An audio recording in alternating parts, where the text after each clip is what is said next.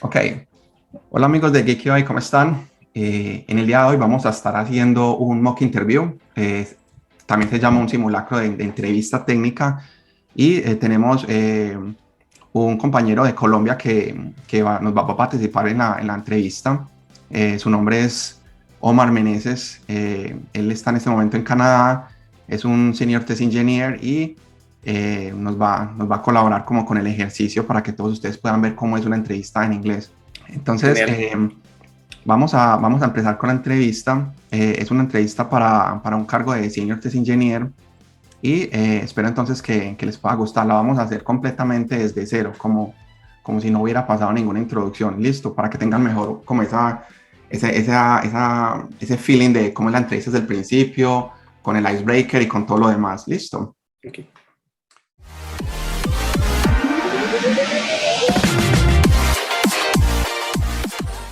Hi, Omar. How are you doing? Hey, Esteban, I'm doing great. How are you?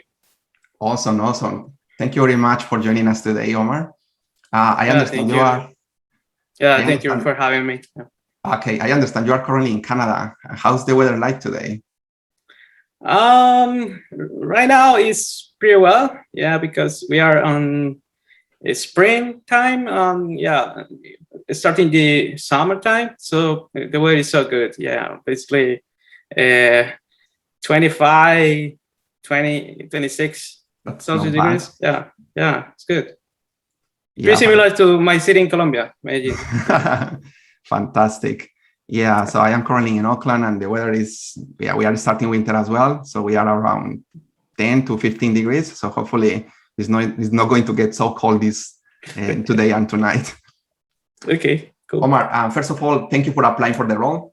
This is a senior test engineer role. I am very impressed by the look of your CV and your experience. My name is Esteban Balbin. I am the test manager of ITX. This is a software company offering SaaS solutions. We also do mobile app development and we provide these services to our customers in different industries. At the moment, so we are looking for a senior test engineer with both manual and also test automation skills. And this is a role which is going to be performing or joining a team in one of our companies in Netherlands. Okay. Cool. So in this interview, I will assess different areas around testing, QA, and also test automation. The interview will last around 40 to 50 minutes. So I hope this is okay. Are you fine? Yeah, sounds good. Perfect. So without further ado, let's get into it. Could you please briefly tell me about yourself, your experience, your background, maybe your most recent experience, and so on? Yeah, sure. So yeah, I've been working in the software testing industry for almost 9 years. Oh yeah, for over 9 years. Yeah. So I've been working in different companies, software companies, and also in software testing companies. My first 4 years were working for companies in software testing, only software testing, and also I work a couple of years for a company that produce software. Yeah, like software factory, basically. Yeah. I've been testing different type of applications. I've been testing mostly for the web, but I also have some experience testing in mobile apps, native apps for Android, for iOS. Also, I've been testing the backend and also the frontend. I've been doing testing as well, some APIs. Using some tools like SubUI, like Postman, things like that. That's basically. I'm currently living in Canada due to some personal stuff, but I would like to continue my career working for a company like you mentioned, at the beginning of a conversation. Yeah, it's a good opportunity. Fantastic, Omar. Yep. So I see in your CV you have experience working with Scrum. Yeah. Basically, in the last 5 years, 5.5 years, I've been working on projects under a Scrum methodology. Under basically mostly Scrum, sometimes a little bit Kanban, and sometimes a mix of Kanban and Scrum as well. Kanban. Yeah. So I really like to work under Scrum. Yeah. Sometimes I have the feeling, I wonder how was possible to build software long time ago, because waterfall. I remember the first projects that I was working on was under a waterfall. So yeah, a long time to have a build, long time to have a product to test. So was a little bit difficult, but that was the beginning. And now we are in those company, and the biggest company around the world, we are working with Scrum, basically. Perfect. So could you briefly describe the test responsibilities of a test engineer in one sprint, briefly? Yeah. So I'm going to talk about a little bit about my current work and also the previous one. So, for example, in my current work, I've been working a lot on fixes and the maintenance of the test suite.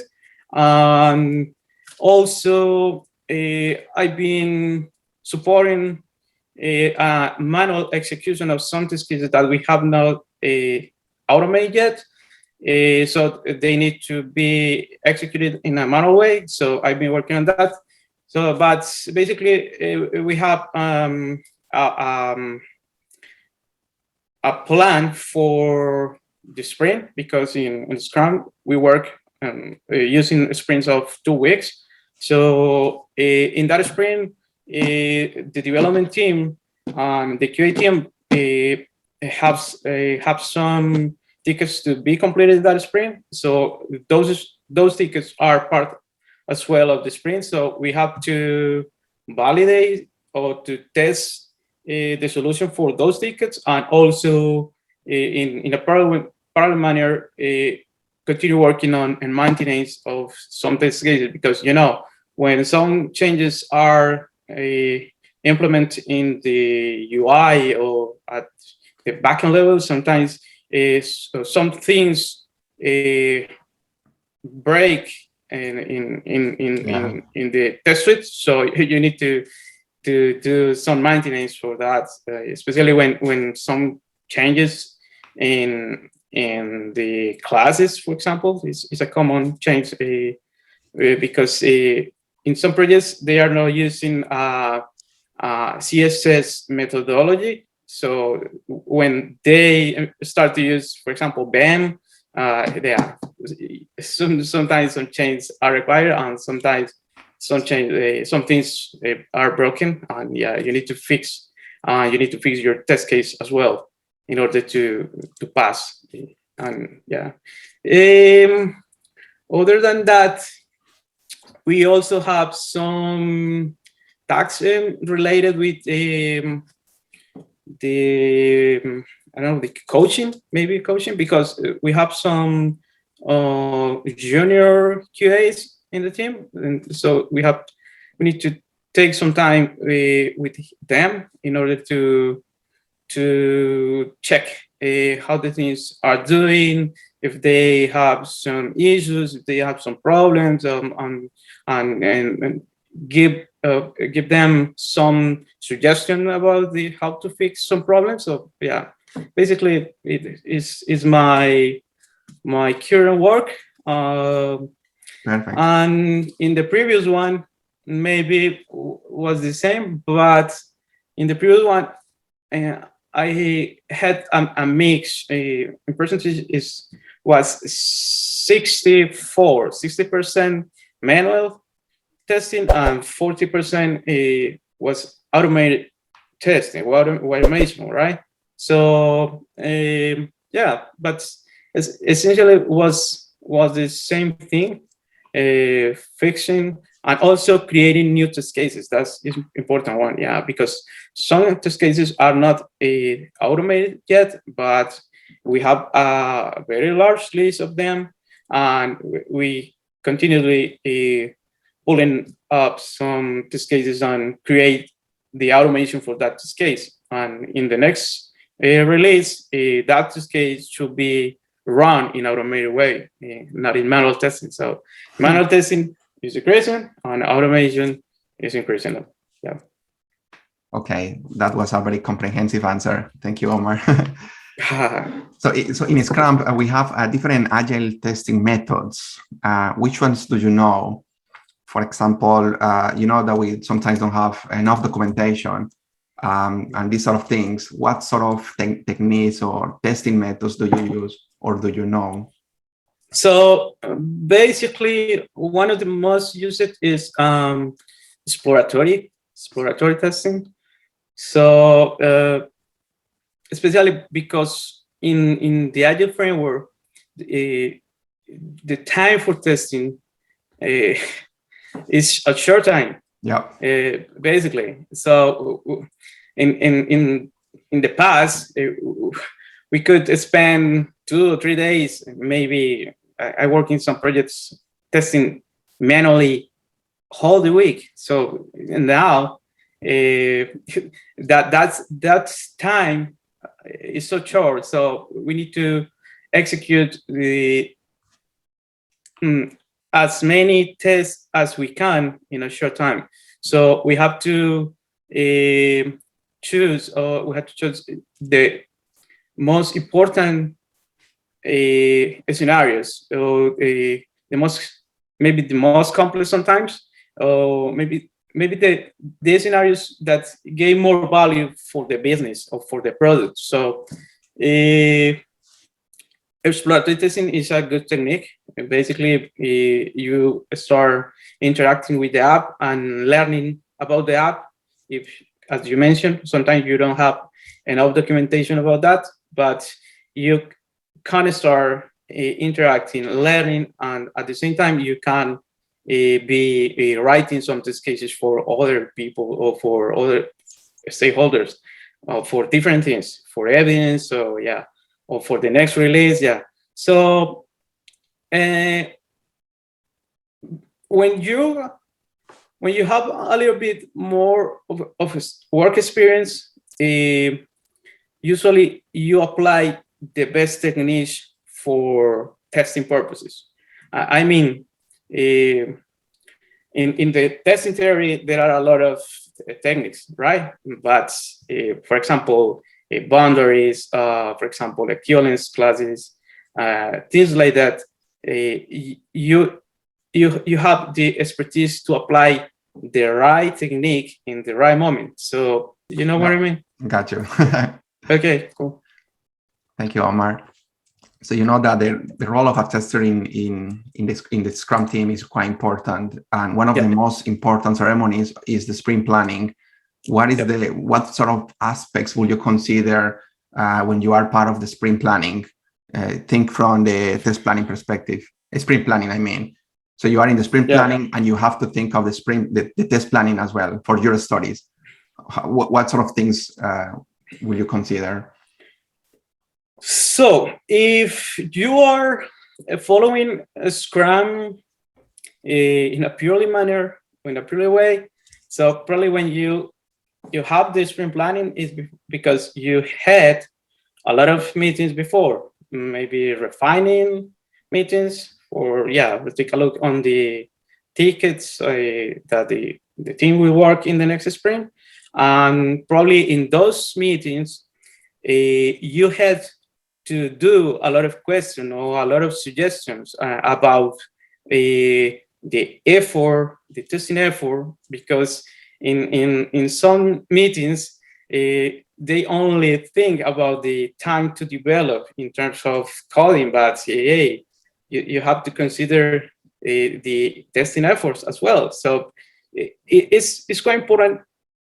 Like if you are a good tester, you consider a good tester, is ask the questions in that meetings, ask about everything, because when you are in the sprint planning, basically you are assuming all questions were solved or were asked in those meetings. So now you have only, this is the ticket, this is because we use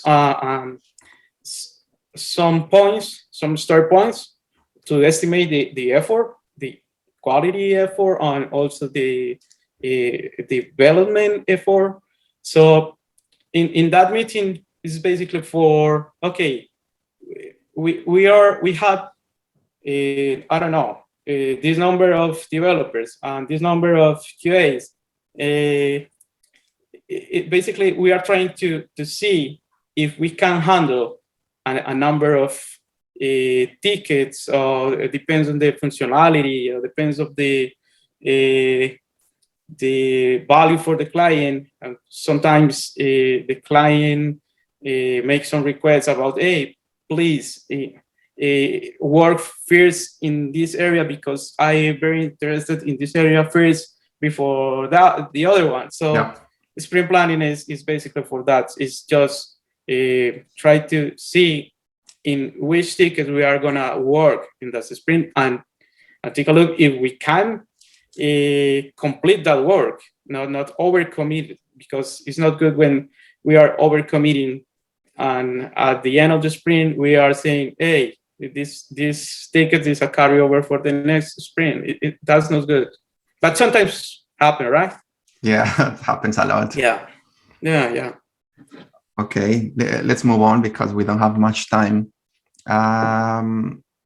Let's talk about test strategy and QA in general.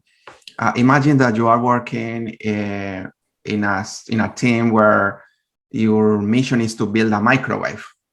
So this is your product and you are the tester of that team. Okay. So you have to test that microwave. What is your test approach? What would you test from all sides, functional, non-functional, everything? I want to see what you say. Yeah. Basically, I first define some functional scenarios or functional test cases, and obviously try to see if the microwave works, if I can connect, I can turn on the microwave, I can set up a time, I can, okay, some scenarios.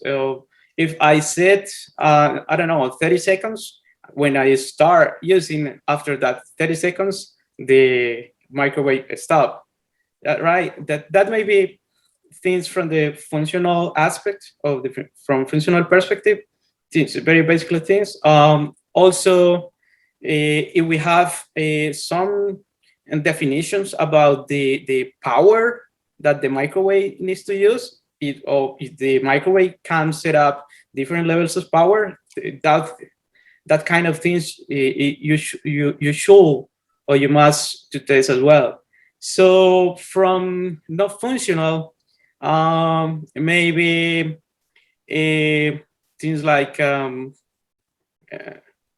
don't know, if you have a device to measure the, I don't know the English word for that, radiation, maybe. I'm so sorry. Yeah, to measure the quantity or the amount of energy that the microwave is consuming. Yeah, maybe it could be a good test as well, because maybe the microwave can work, but it's consuming a lot of power. So it works, but it won't be a good product for people, because people will be complaining a lot about their bills. It's so expensive paying the bill for that device. So yeah, that kind of things I can bring it up now. Perfect. That was fine. So Omar, so in testing, there is an approach which is called shift left testing. Yep. Have you heard about that before? Yeah, a little bit. Yeah, basically that approach pretends, the idea for that approach is have the QA voice at the beginning of the projects. So more the beginning, basically from the inception, maybe from the discovery, because in those stages of the project, you can start doing some suggestion or thinking in some scenarios. Or yeah, one of the features or one of the characteristics of tester has is curiosity, and we see the world with other eyes. So sometimes we can ask things that nobody in the room can say or can think. So yeah, it's basically that, because when you implement or when you try to be more the beginning of the project, the issues or the problems with the software or with the solutions could be solved without spending a lot of money, because problems in development software, if passed between stages, every time the issue is more expensive for fixing. So yeah, it's a good option to have a perspective from QA from the beginning of the project. Yeah. I'm going to ask you now about API testing and also test automation, okay? Yep. So when would you choose automated testing over manual testing? So I've been doing a lot of thinking about that. So because as I was saying before, the way that we are building software now requires that the testing process runs very fast, quickly as we can. Sorry. So to think, I'm gonna give you an example, because if you are building software and you are thinking, that we can do that in manual way, okay, but if your product is enough big, at the end you will have a lot of manual things to do, and I don't know, it only takes 1 minute, but what about if you have 2,000 things like that to run? So you will spend more than 3 hours to test someone. So maybe in my humble opinion, test automation now is not an option, it's a must. So now if we want to be really agile, we have to implement some type of automation in our projects.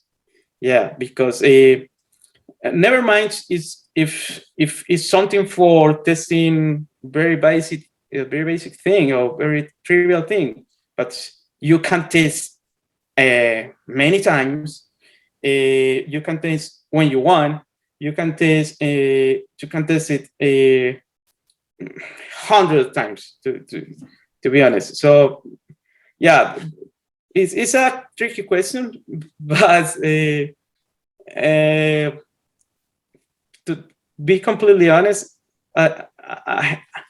if we want to be agile, we need to implement testing, automated automation testing. Yeah, that would be my final answer about that.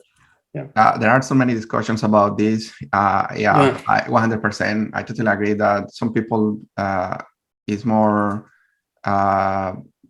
always thinking that automation is very important, and this is right, but sometimes we also have to consider manual testing. And this is the question for you: for which cases we have to just forget about automation and do it manually? What are those scenarios that we have to choose manual testing over automation? My gosh.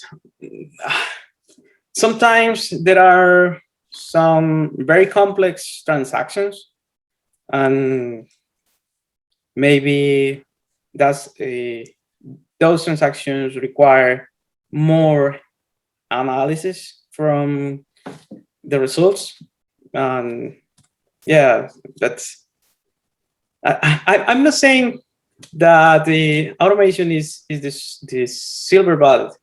The automation will fix everything. No, it's even the process needs to have a certain level of maturity in order to introduce automation. Because if you introduce automation and the process is a mess, you will be introducing other things to have more mess. So yeah, it's not good. So yeah, sometimes I think very complex process, maybe the human eye is a value for that, or has value for that kind of things. Maybe that could be my answer. Okay, Omar. So I see in your CV you have quite a lot of experience, doing automation for different companies, especially in Selenium with Python and Java, and you have also used JavaScript frameworks. So could you? I suppose that you have worked with different automation frameworks. Maybe you have built any of those frameworks, or you have worked for an existing framework in these companies. Can you explain me the basic structure of an automation framework? Oh yeah. So as you mentioned, those frameworks are free, most are free.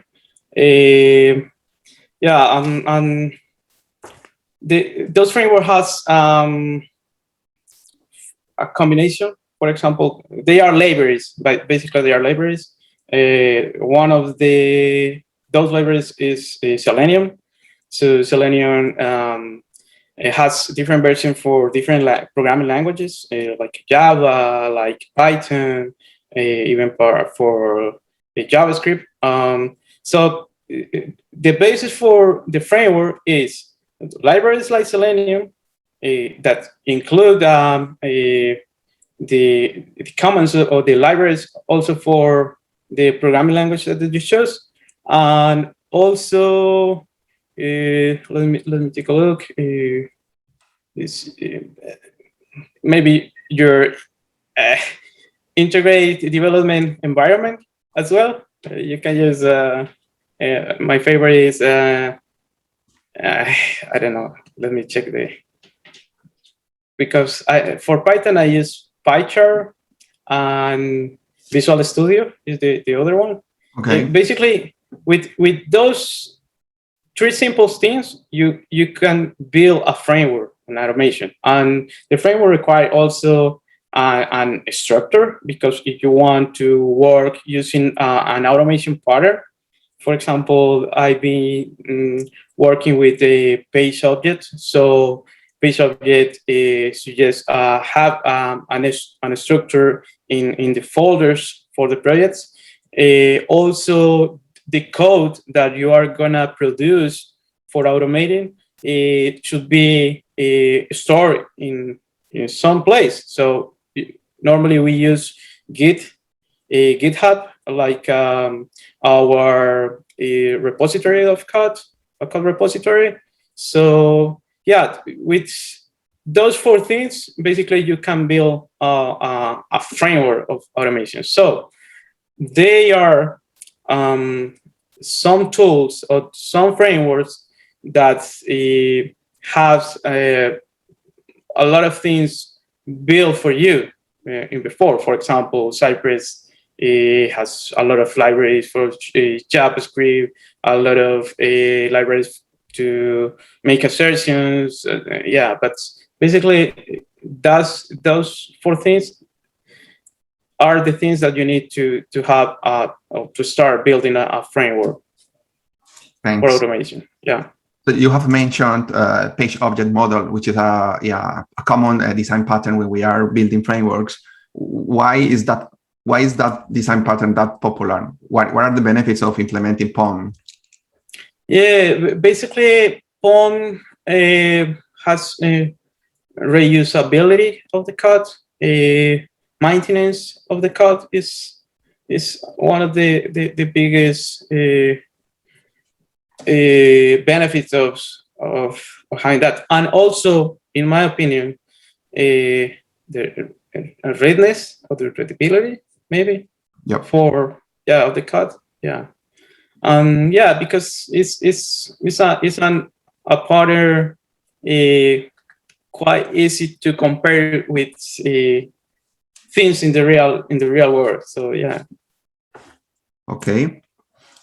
In the context of test automation, imagine that you are in front of an application which has a front end, we have a back end, and in the middle we have a few APIs, the middleware. Yeah. If you are asked to automate something for this application end to end, what would you automate first? Front end, back end, the APIs? What would your approach be? So depends on some decision, time to complete the work, and also resources to complete the work.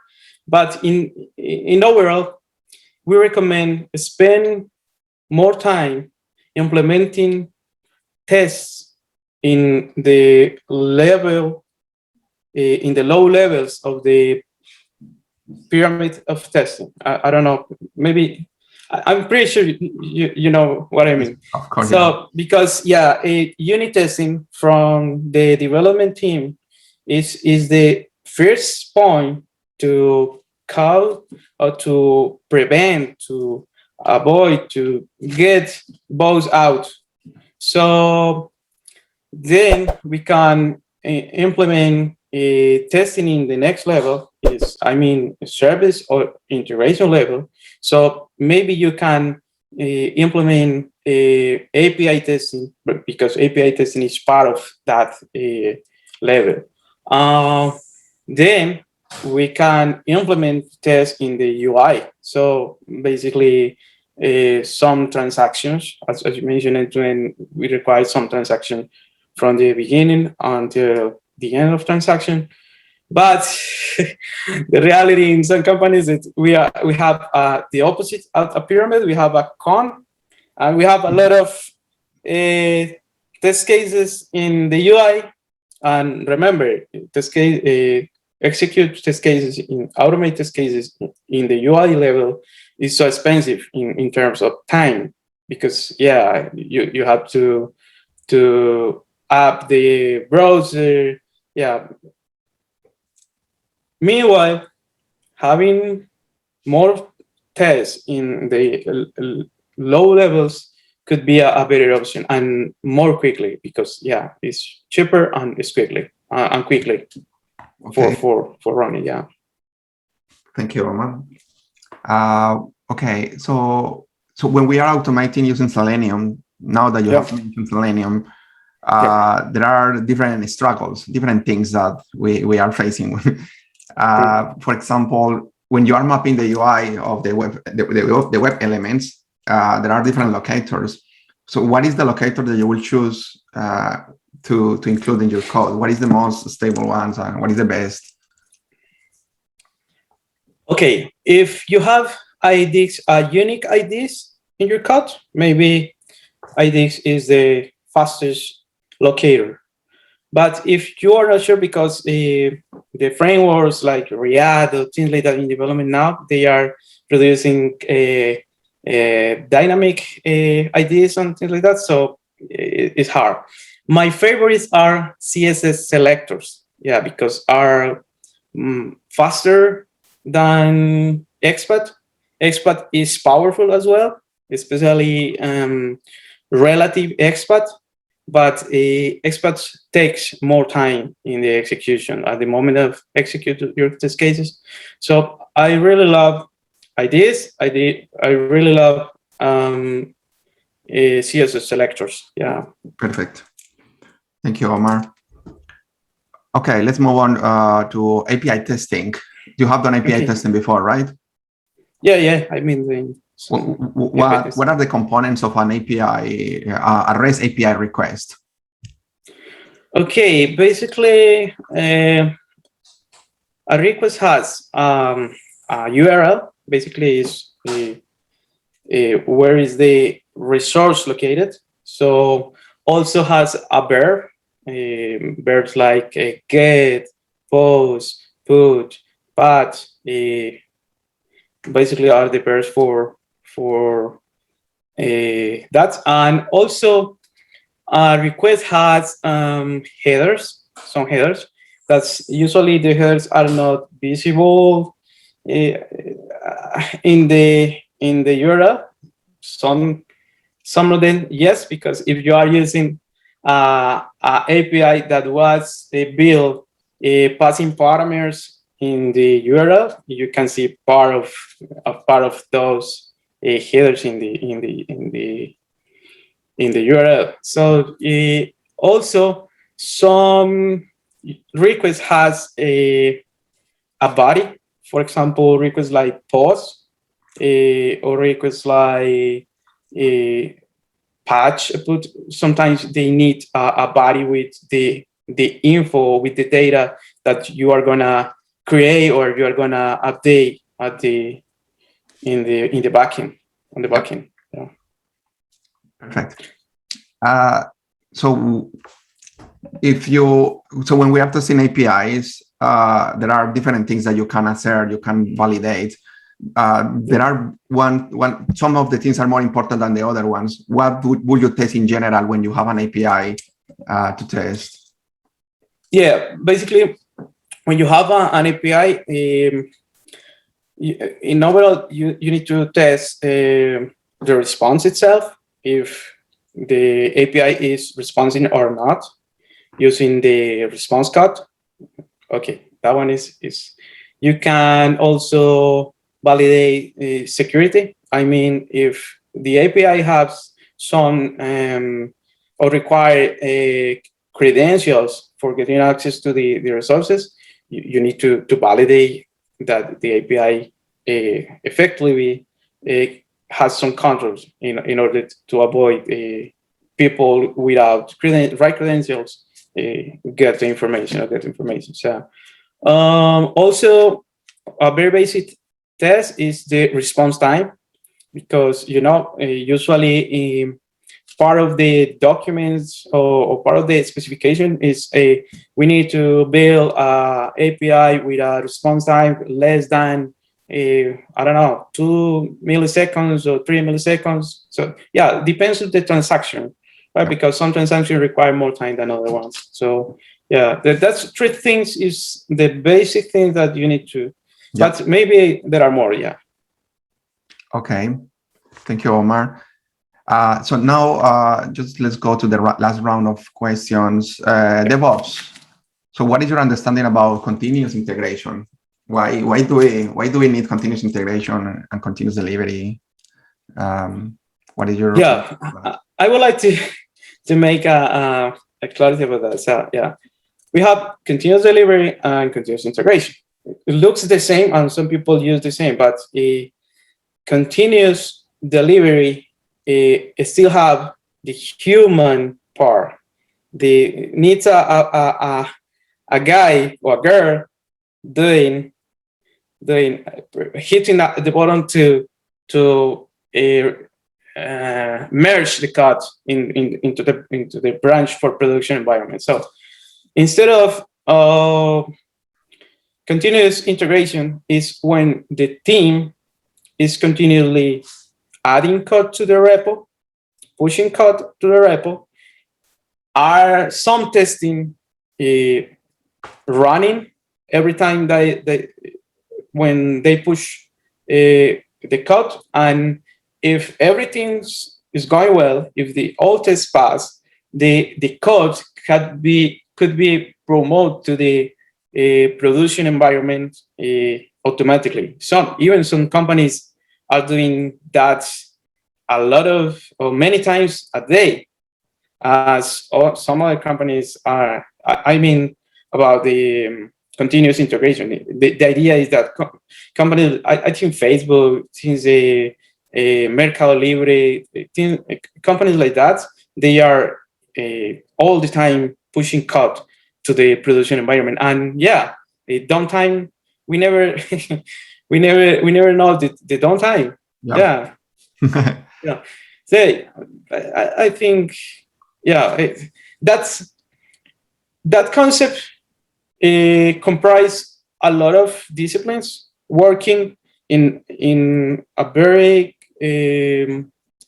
articulated way, because yeah, people working in development, people working in QA, but also people working for IT, for servers, for maintenance, for but all things working continuously.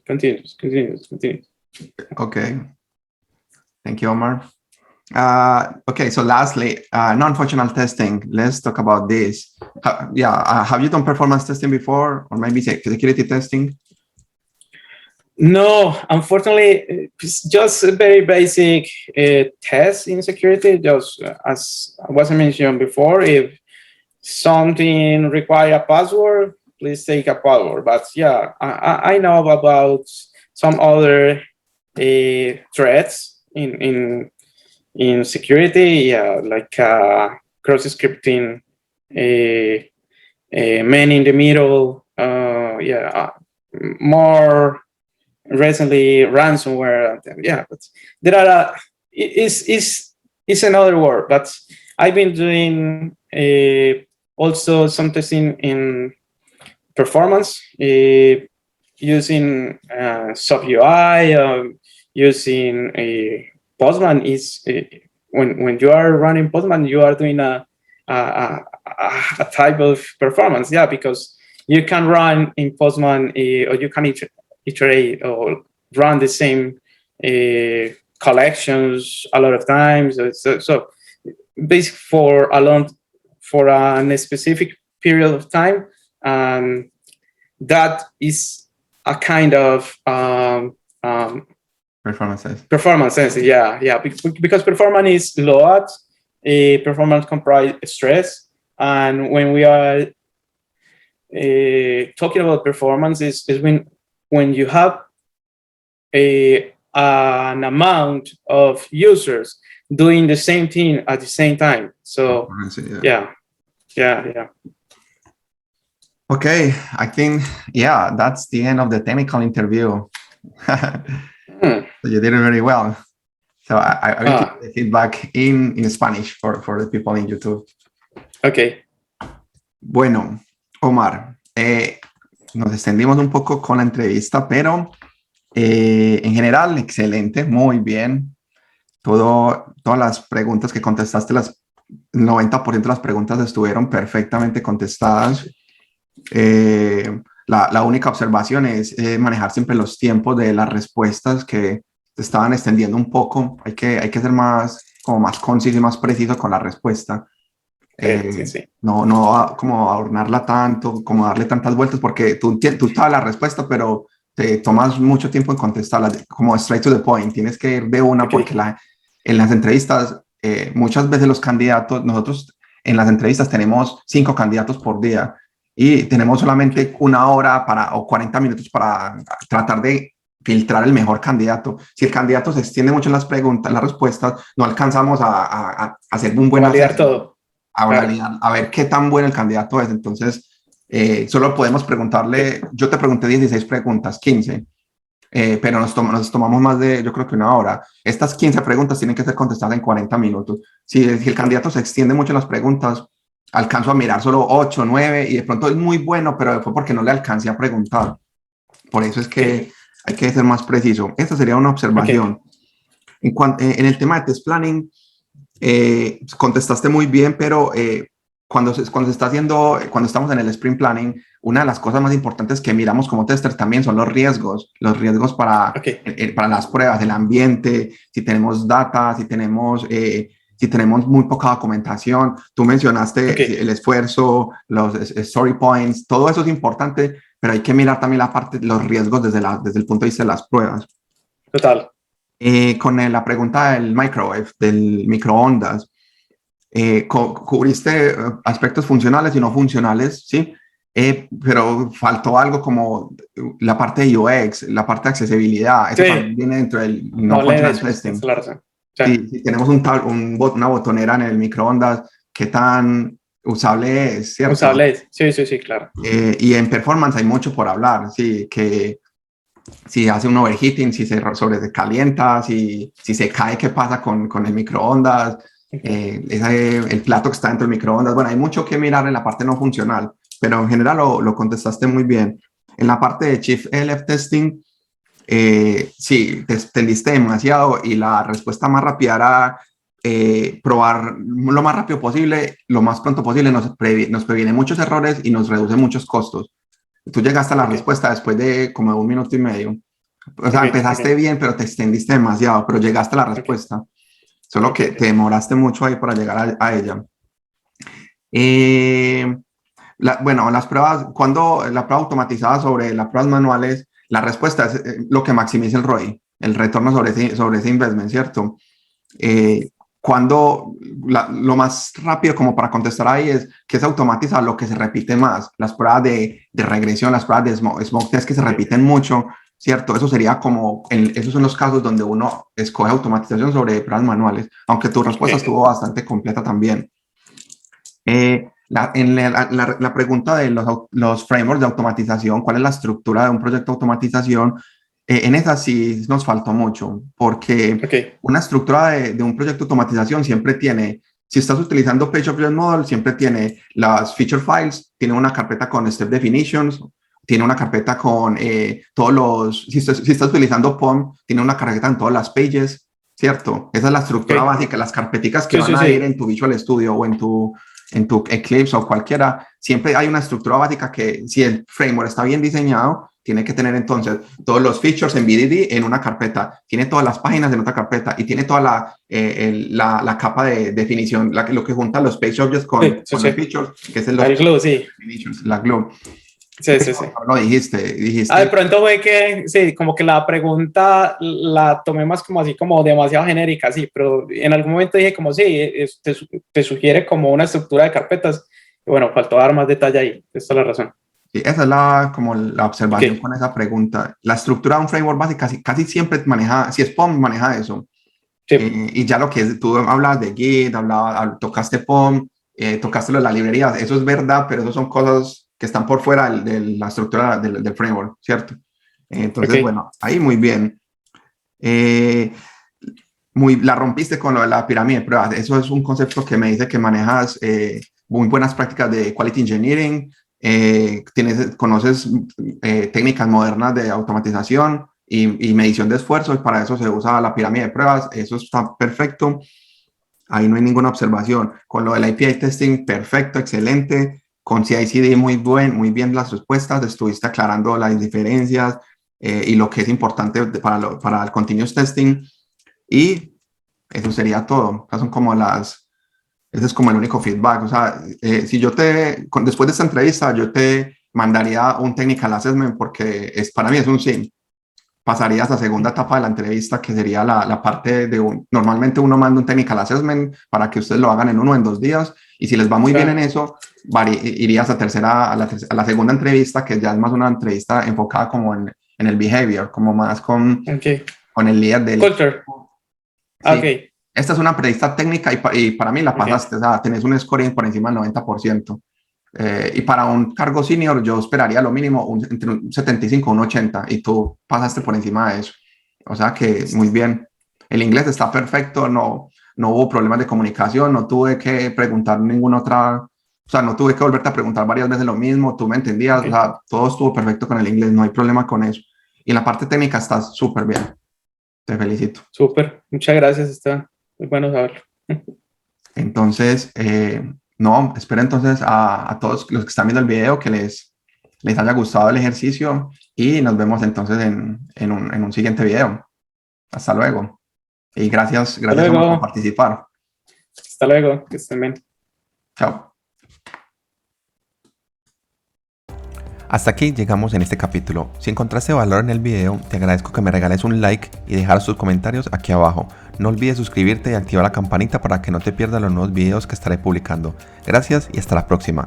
Happy testing.